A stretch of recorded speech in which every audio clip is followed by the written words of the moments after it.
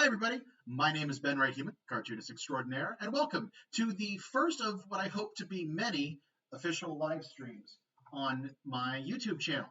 I'm trying a bunch of new stuff today, and we're going to see how it all goes. For one, as you can see, I have the chat, I guess it's on this side, the chat visible on the stream, which I'm hoping is going to make life a little bit easier if I do happen to get anyone popping in. I had that recently on a Twitch stream and didn't have this up. And it was a little awkward, but you know, I'm learning and it's all fun. The other thing is that I'm going to start doing some stuff with physical media, and I have a setup that now allows that. So we're going to see how that ends up going. And, you know, it's all jazz. We're figuring this out as we go, but that's going to be half the fun of it. All right. So what we're working on today, I'm going to go ahead and show you. I am running a Kickstarter right now that I just realized is not at the bottom of the screen. It will be at the bottom of the screen once I switch views, but it's lotd-comic.com. It's a Kickstarter for my new graphic novel, The Legacy of L, the second book in the Letters of the Devil series. And one of the perks is going to be a special edition copy. And for that, I'm making handmade book sleeves. This is the dummy, the first one that I made. Put this together last night. So one of the important objects in the story is a missing folder that is basically looks like this. It's part of the main character, Melina Quinn's thesis project. And because it has some special stuff in it, she has marked it confidential like that. And I thought, this is such an important object, I'm going to make the book sleeve modeled after it. This is just a dummy. It's not what the official is going to look like. The official is probably going to be thicker. Part of the trick with custom book sleeves is you make them sized to the actual book that they're going to house. So while these books are pretty uniform, it's still a good idea to make each one individually for that book because it'll just fit better. Which is why I'm not making these ahead of time. I have to wait until I have the physical copies of the book in order to do it. This dummy is based on my first book, The Letters of the Devil. I really need to get used to having this chat thing here. It's taking up some of my camera window. But this book is going to be thicker than my first one. So the dummies I'm making are a little small. But that's the point of a dummy. You kind of figure out what's going to work, and then when you get to the actual thing, it's going to be different. The other major change is that I am going to be... So I haven't ordered the paper for it yet because I needed to understand what I needed to work with before I could do that. I'm going to be using a very thick stock when the official book sleeves are being made. Unfortunately, since I haven't ordered that yet, what I did instead was go to Office Depot and have them print a custom pattern on the thickest stock paper they had, and we'd go with that. And the problem is, the thick stock they gave me was a lot thinner than what would work for a book sleeve. So what I ended up doing is, since it's just a dummy anyway, this is 2 of those sheets glued together. And that's what I'm actually going to be using to make this demo. So I've been talking enough. Why don't we switch over and get into the fun part.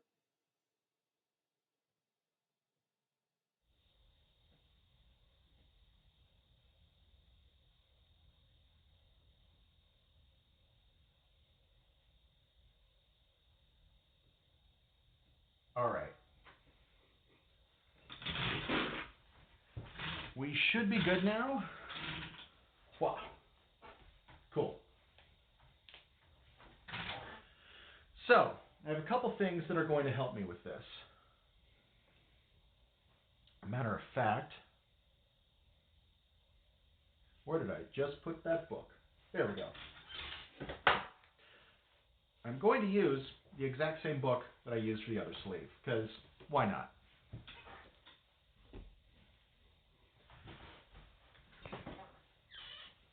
The other important tools are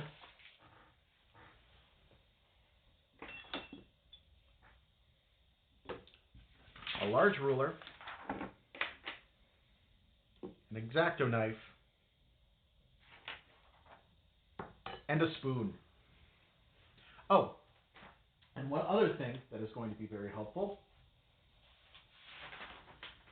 I may use it for some parts, but this is a paper cutout I did of the shape that I'm going to have to get this cut out in. And I'm going to have to be a little careful. I've actually dinged this one up. But I'm not going to trace directly off of this except for a couple important spots. Like right here, I'm probably just going to trace that because that part doesn't need to be custom fitted, and I've already kind of figured out what I want that to look like. But that will come into play a little bit later. So, oh, and of course, pencil for marking.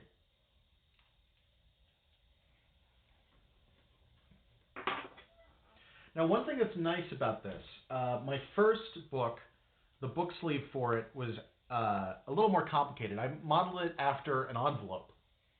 And in order to get it right, I actually had to have two separate pieces, which means I was actually using more paper, and I had to be particularly careful. And it ended up being a lot more work. What's nice about this is it's all going to be one piece. So I consider it kind of an upgrade from how I made the old one.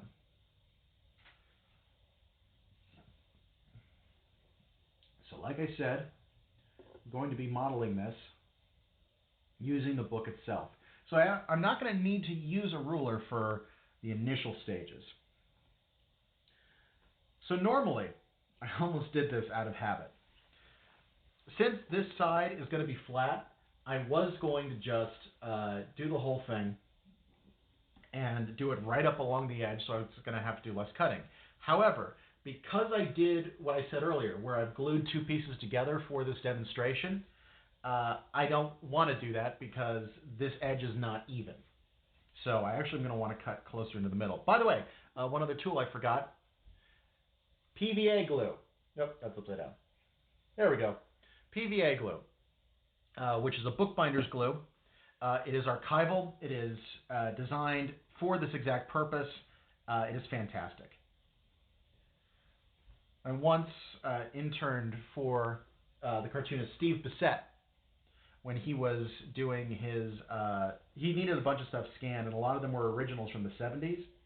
The glue he used for a lot of what he did was rubber cement. And I'm going to tell you right now, never use rubber cement. At least not for anything that you want to exist decades from now, because it breaks apart and stains everything orange. It's really nasty. And PVA will not do it.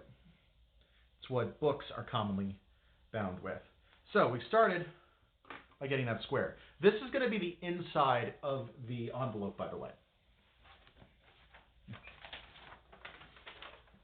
So it doesn't matter that I'm putting all this pencil stuff because nobody's ever going to see it. Unless they decide to take it apart, in which case, why are you taking apart my beautiful sleeve? So, one of the things I like to do at this stage, putting it like this so that we have the metal edge right there. And this is where the spoon comes in. So, I could use a bone folder, if you're familiar with those. But I did not happen to have my bone folder handy, and a spoon also works very well. You just get the very tip, apply pressure, run it all the way down. What I'm doing is creating a seam. Do it one more time. And that is going to allow this whole thing to fold, despite being very thick. I'm actually going to fold it all the way over, keeping the ruler there to make sure it stays crisp, and use a spoon again back in this time and kind of smooth that out. Now what this does, it makes it a little easier for me to take the next measurement. It's up like that, pushed in, and I need my pencil.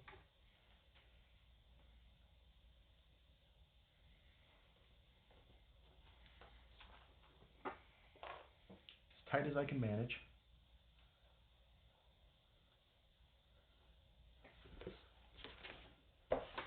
All right. So we've got the basic mark. Unfortunately, this is always one of the spots where it's a little tough to get the measurement correct. Let's see.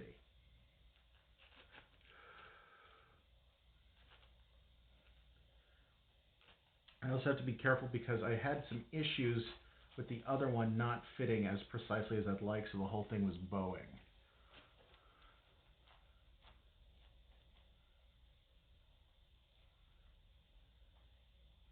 Here we go. I'm actually going to use the spine for this since it'll stay together a little bit better. Let's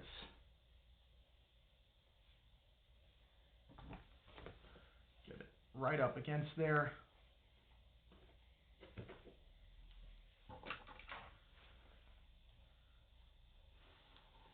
Make the necessary mark. Boom!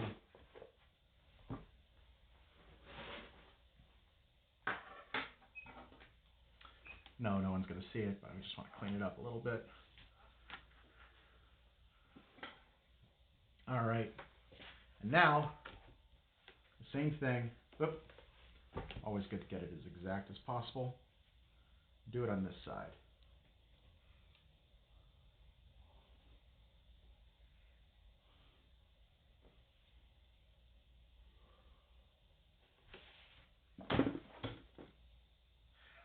So this is what the final size is going to look like. Just as an example, right like that. Now you'll notice there's this overhang here. That's because we need to have the top and bottom. This is a part that I actually messed up on the first demo when I was testing it. I had originally thought, I'm going to hold this up, hopefully the camera will focus correctly.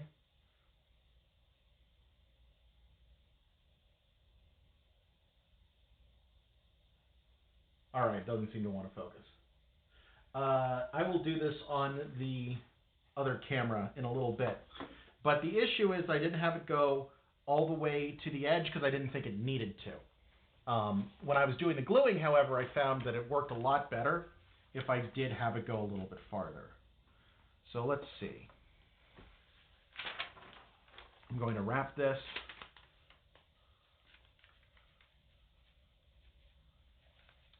Yeah, this is a little bit too long, which is part of where the problem came from. Rather than use the book itself the way I had before when I was drawing it out, I am going to measure it. Let's see.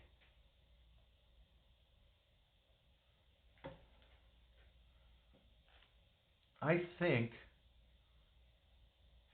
slightly more than half an inch, but I think having half an inch on each side is going to be exactly what I end up needing. It won't go all the way to the edge, but for the way I'm doing this, that is okay.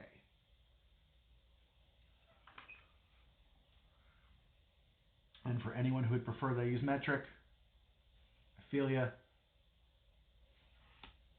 This paper is lightly patterned also, so I do need to pay attention to where the... I have to make the dots a little bit extra dark, just so I can tell that that's what I'm working with.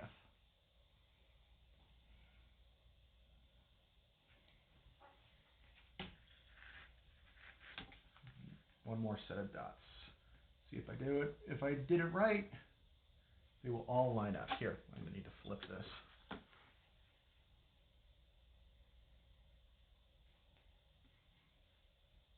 One and two. Okay. So, check these dots. Going straight across. I'm actually going to do it on this side of things so I can eyeball the distance also. They seem to be pretty even straight across, so I will... Stupid finger. There we go. Then just... I'll be cutting along a straight edge, so even if that part's not perfect, that is fine. Oh, same thing with these dots.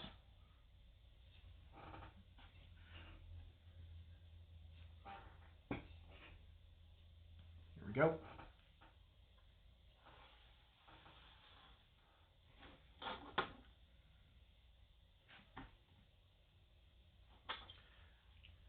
All right. Now the next part.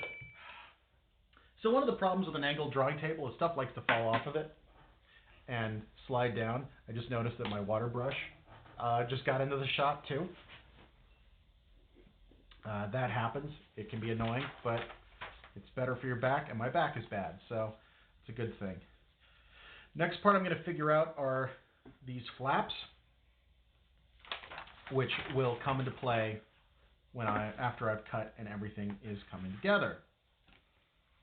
I am going to kind of eyeball, let it go right along that seam.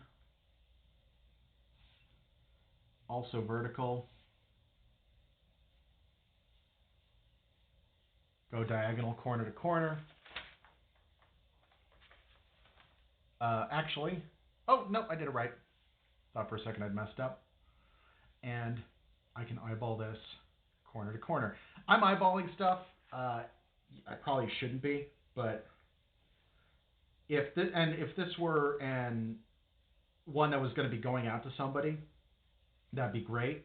Since it's just the dummy, I'm not too worried about it. By the way, if anyone doesn't know, the term dummy is used to refer to a test version of something like this, or an incomplete version, or something along those lines. It's just the model you're working off of. All of the actual file parts I'm going to take care of after I've done the initial cutting, which means we're on to the fun part.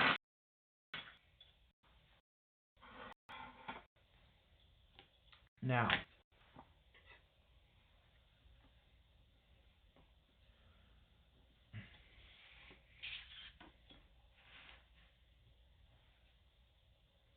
I'm going to be slow and careful with this. Line it up. Get the blade along the side. It looks a little off. There we go. Straight down.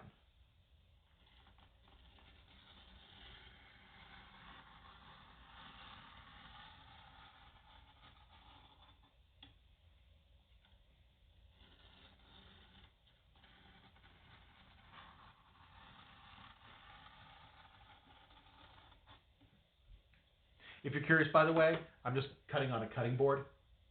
It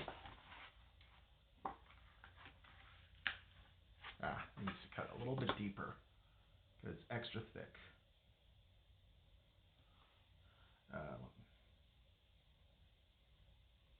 There we go. Don't want to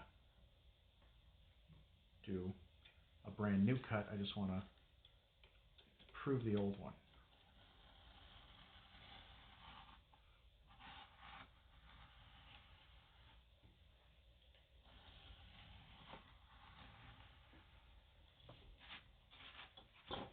All right, that seems like it's cut through. Do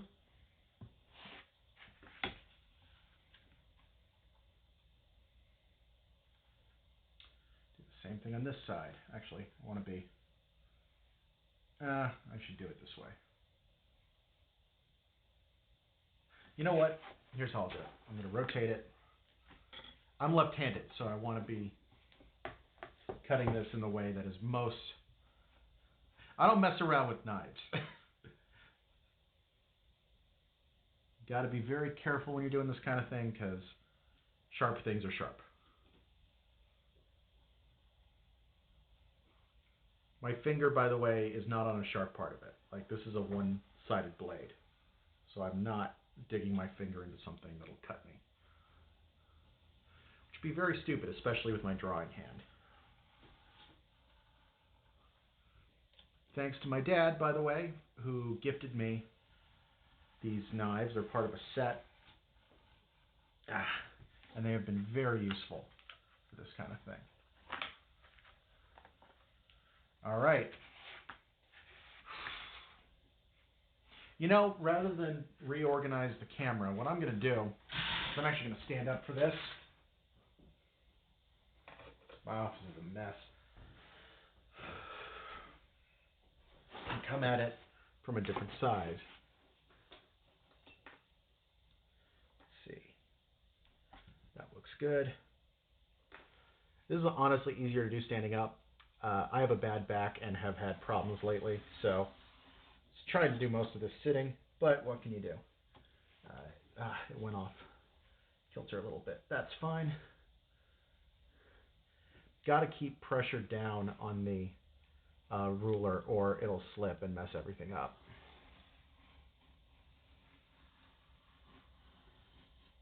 There we go. One more cut. Excellent. I just realized I forgot to tell my Kickstarter people that I was doing this. It's all good. I will post the replay on there when I get the chance. And I announce it on every other part of social media, so hopefully people saw it. And if they didn't, well, the replay should be getting posted to this, and I will also be posting it. I did a test yesterday and ended up finding out that I did not, in fact, record it correctly. But I know what I did wrong. This did not cut all the way through. There we go.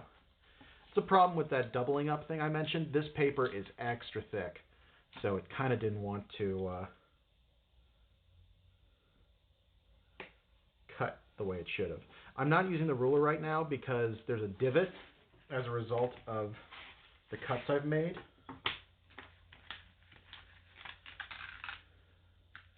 There.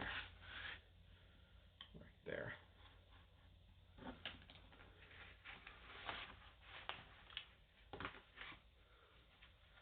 And that's keeping the blade guided. The paper's thick enough that it'll actually hold all that in place. Let's see. Oop, there was a bad cut there, it looks like. I'm going to cut on that side and see if I can. Yeah. That will be overlapped a little bit, so the little bit of error there will be covered up. All right.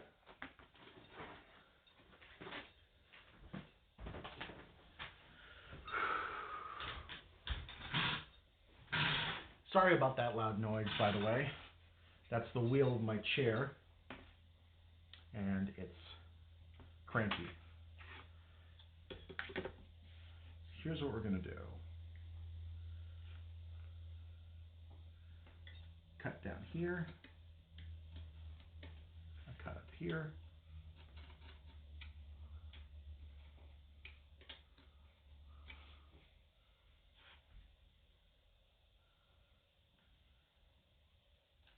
Cut down here.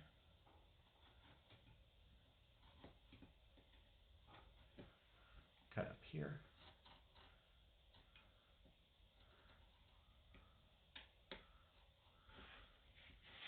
And diagonal.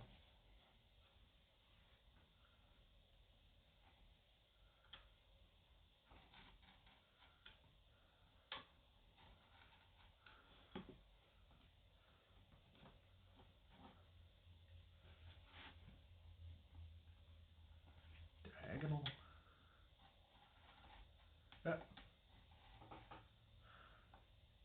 Well, you've decided that's where you want to cut, huh? Okay, that works.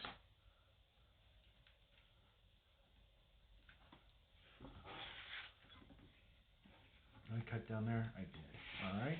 Next diagonal. Hope the audio is all right, by the way. My camera setup actually uses my phone, and I found that the audio seems to be better when I'm over here, when you're hearing me through my phone instead of through my computer's mic.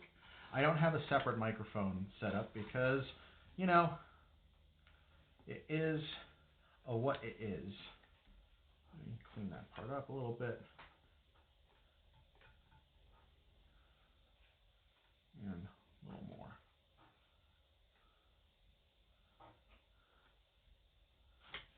All right.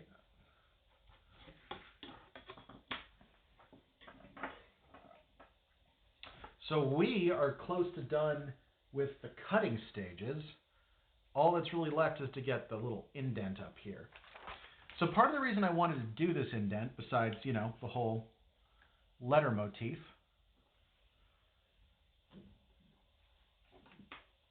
was that with my previous book, with the envelope-shaped book sleeve, it was so tight to the books that it was sometimes a little difficult to get them out of the sleeves. Like, you want them form-fitting, but that was a little bit difficult. This cutout makes removing the book significantly easier without compromising the artistry of it. Oop. That's really bad, isn't it? Okay, let me cut.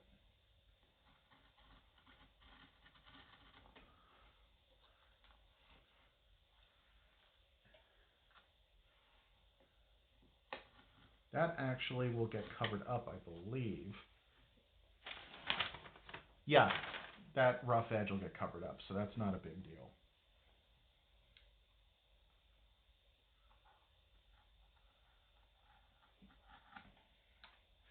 So one of the tricks cutting a straight line, I generally recommend having a ruler, but for this tiny bit of work, I'm not going to do it, is to pull. You have to be careful with that, because one of the first rules of using a knife is you're not supposed to use it towards yourself. But a gentle pulling motion is more likely to go straight than a pushing motion. I am being very careful as I do it. I'm also just very lightly trimming out some of the messiness. Let's see. I will do this cut also. 3. There we go.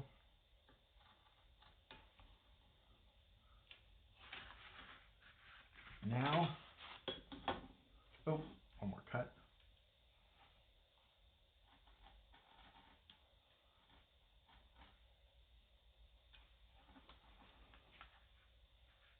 Not all the way through.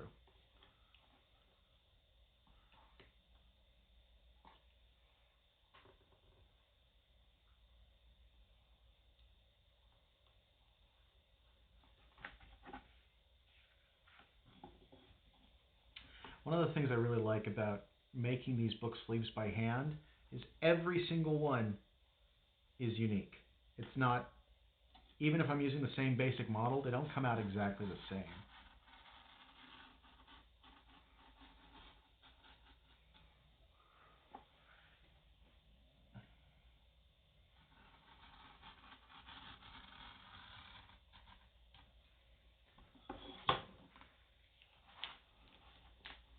There we go. All right, we've got that beveled edge. Now we go back into the folding stage. I started the folding before. Now we're going to fold it over here as well. I'm going to do it a little sloppy, I think. Actually, here. I think I need to get that crease in there.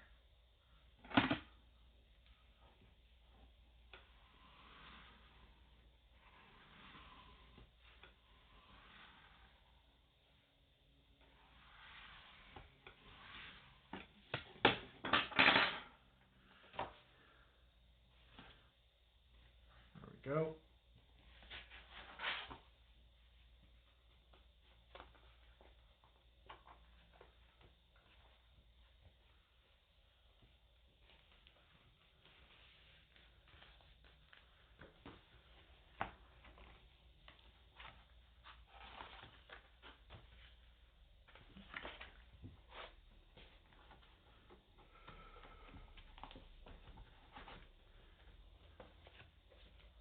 That looks like it'll be pretty good.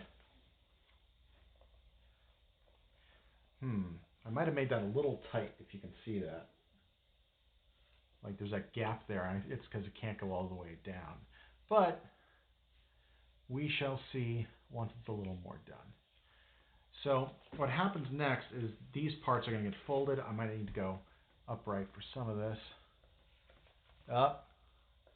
Yeah, I might have made this a little wide.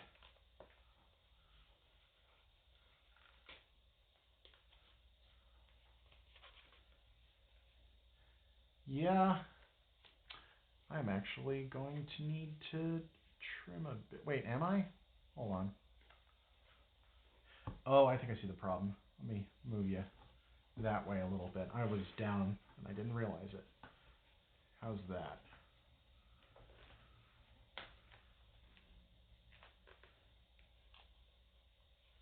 That looks pretty good. Let's get the spoon handy.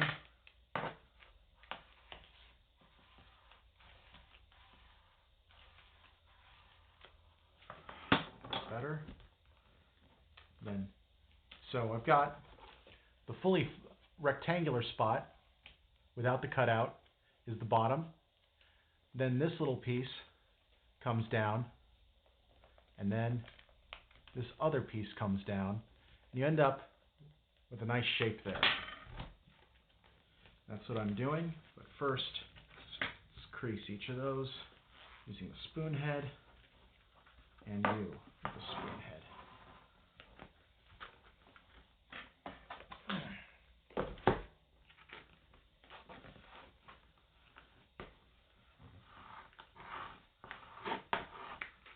In fact, what I really need to do, now that I've got the measurement, is flatten it here so that it'll be properly creased. There we go. One more.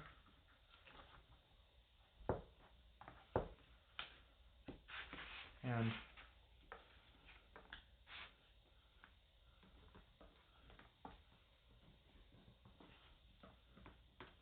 one more.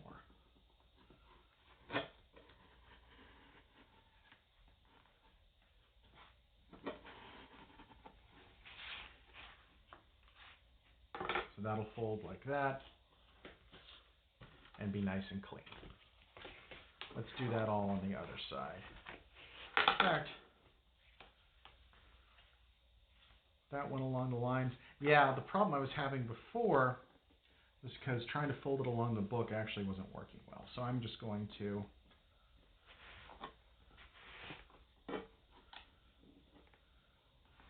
fold it along the lines that I already drew.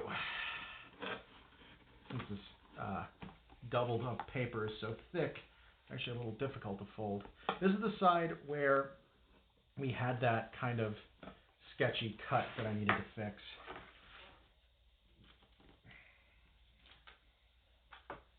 And thankfully, it will be covered up because it was the side that will be on the bottom. That did not go even, did it? There we go.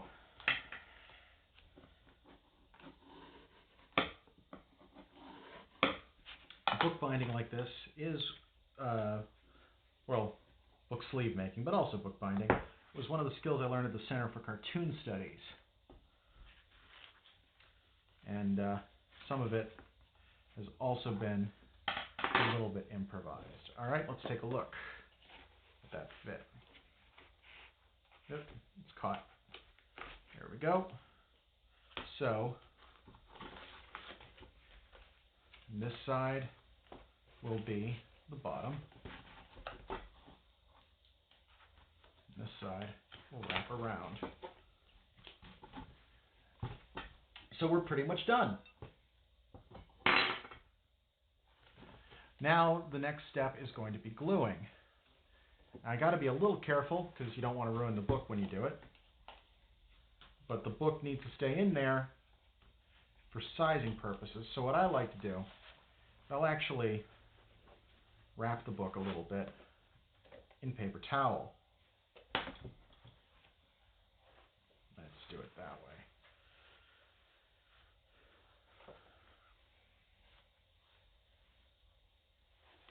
Trying to remember, because I did it a little differently than I normally did because it wasn't fitting right.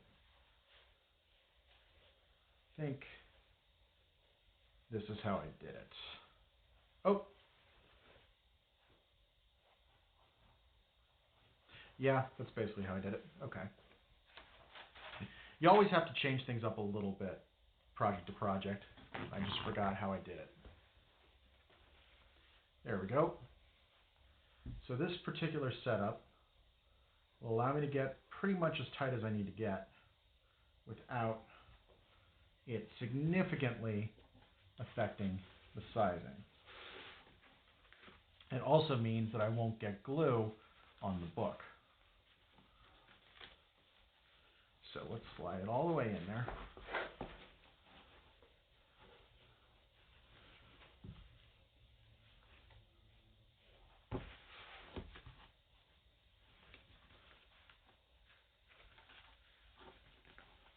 And now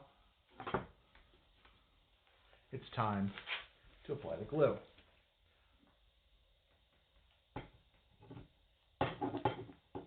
So what I'm going to do, as you can see, it's not going all the way to the edge, which is fine. I'm going to just do a light level, not a ton. Some people say go heavier. I say you don't need to for this. Right there. Now we take this corner, which got tucked in.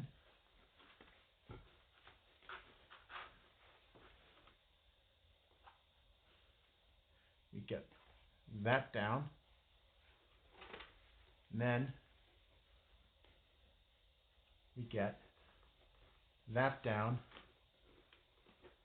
Make sure it all lines up. And we have to just hold it for a second.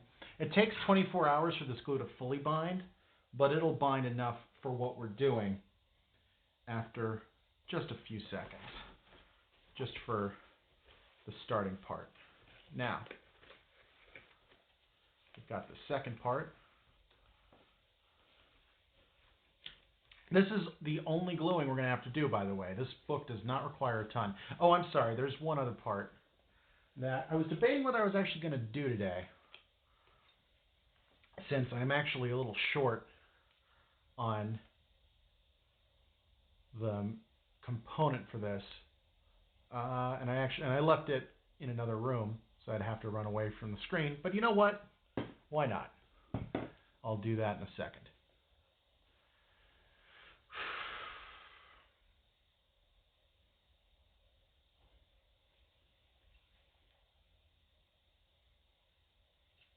Holding that down. Let's flip it. Use the actual weight of the book to keep that in place. I think we probably didn't get any of the glue on the paper towel, but we'll have to see later.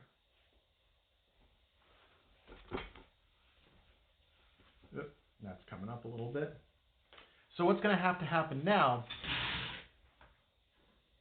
is I'm actually going to take the book away.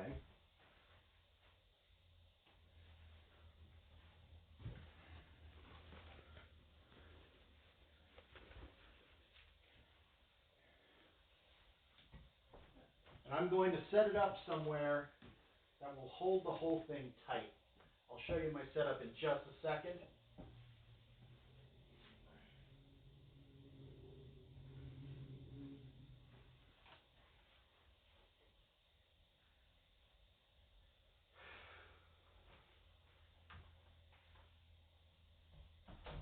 Once I've got it set up. Okay, let's see how this works.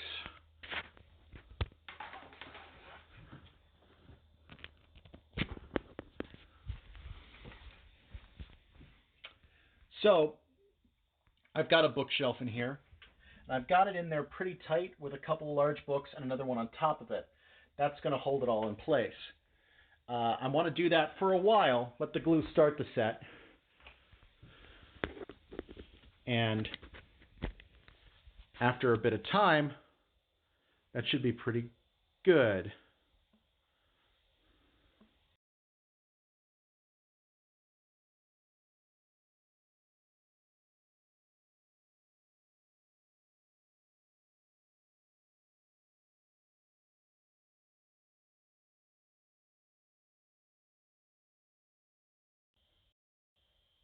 There we go. Okay, sorry about that. Stream cut out for a second because I hit a button. Uh, Actually, I think it zoomed the camera out too, so you're seeing some of the other mess on my desk. Let me fix that real quick.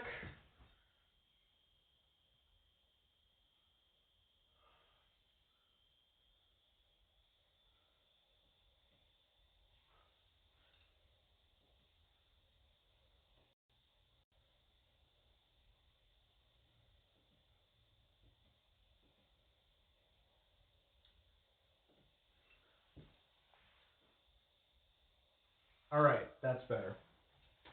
So, since it's going to need to sit for a while, I'm not going to do the next step, but I'll show you. What we have here with these, this is actually just printed on very thin glossy paper, glued on using the same PVA that I used before.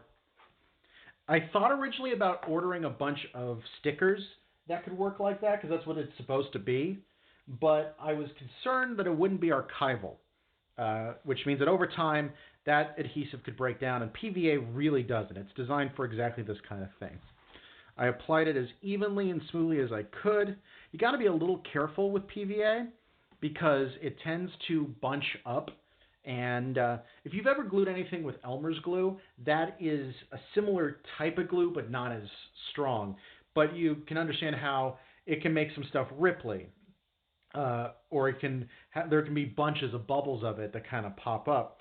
So you have to be careful doing that. But I printed a bunch of these, cut them to size.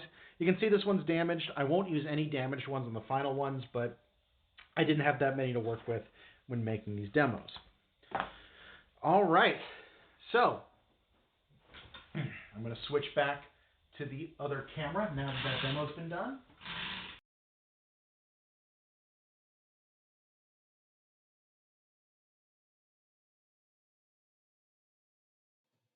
Sorry, I also have to switch the mic. Forget about that. I am actually going to add something here because I realized that when the stream started that I forgot to put it in there.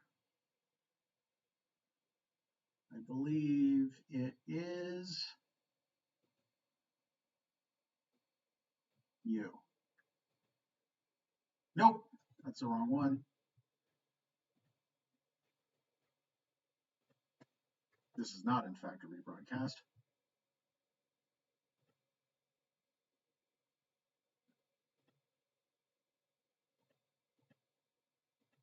There we go.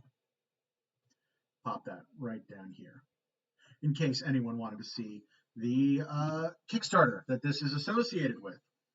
So that is how one of those sleeves is made. I sold the first one for about $75. That's with the core book costing $24.99.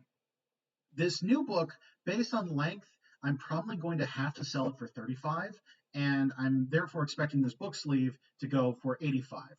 At the moment, on my Kickstarter, you can get special edition copies at a couple tiers, but they're priced $75, so they are cheaper than what I'm expecting to eventually retail them at. That's because you guys, by backing that Kickstarter, are giving me the opportunity to print my book in the first place. I can't do that if I don't have that core money at the beginning, so you're helping me out. And as a thank you for that, I'm discounting the book a little bit. And I always feel a little funny about charging that much for these book sleeves, but the fact is, you just saw how much time and effort that took. That took about 45 minutes of work right there. Making a bunch of them can kind of mitigate that, but you're still there working for long periods of time to get them out there. And it's even more complicated making the ones for the first book. So your time goes into it, your effort goes into it, the cost of materials goes into it because I'm going to be using better paper than I was using there. It's worth it. But I don't know. I always feel weird charging people for stuff because I've never been a salesman, so it's weird to me going out there and trying to sell my product. But that's how I get paid. That's how I make this happen. So It's one of those things you just have to, when you're an independent publisher, you just kind of bite the bullet and you have to do it. But yeah, I hope you have enjoyed that. By the way, I didn't get to show it properly before because I was having trouble making the camera focus. This is a different camera, which should focus a little bit better. But I talked about I'm doing this backwards. Why isn't this mirroring for me? It really should be. I think I turned off mirroring, that's why, because I am so smart. But it's got that little bit of a fold like that, which is what I was going for. It is kind of fun to make these. It's a lot of work, and I'm excited that people are already requesting them on the Kickstarter. I'm glad that it's kind of forcing me to do it. There's one other thing I have. Unfortunately, I don't think I have it in a way I know I can show it. I will work on bringing that up.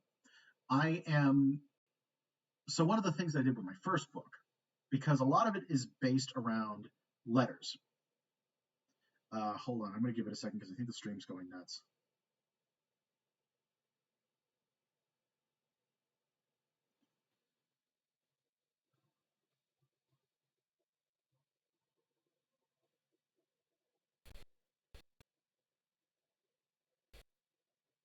It's telling me I have poor quality right now. Hopefully that's not causing anything too crazy. I'm going to wrap up the stream pretty soon since it seems like the computer is starting to have trouble, which is irritating. But there we go. Looks like it's gotten better. Cool. Where is the thing I was looking for?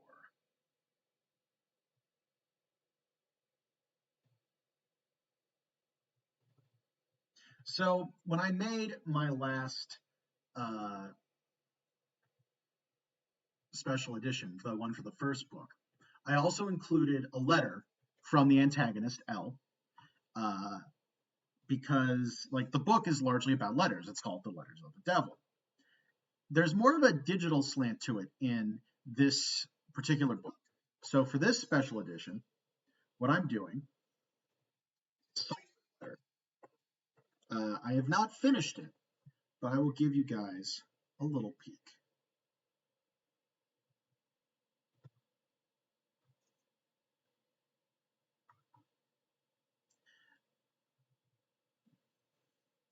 I'm going to be recoding it a little bit because I ran this by some people and it was considered to be a little bit too difficult. But everybody who does get the special edition will get one of these letters once I've recoded it a little bit. And I think that'll be kind of nifty. So anyway, I am going to... technical difficulties. There we go. I am going to wrap this up here. Thank you guys so much if you dropped in and decided to take a look, or if you're watching this in replay. It means a great deal to me that people are checking out my work, and I'm excited to be showing you some of the process. If you are interested in supporting me, the best way right now is by visiting the Kickstarter with the link on the screen, www.lotd-comic.com. I've got 15 more days as of doing this stream. We still have almost $1,000 to go, but we're past the halfway point, so we're getting close. And even if you don't end up backing it, if you just take a look, that means a lot to me. Like getting people to look at my work